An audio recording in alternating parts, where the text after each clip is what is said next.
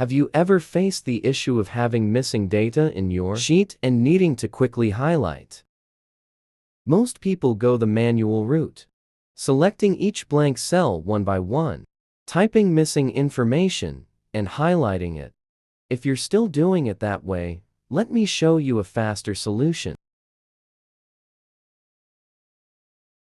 First, let's remove the data and start fresh. To quickly fill all the missing fields, begin by selecting the entire table with Ctrl+A. Next, press Ctrl+G to open the Go to dialog box.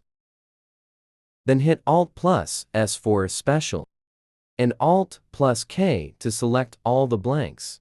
Now press OK.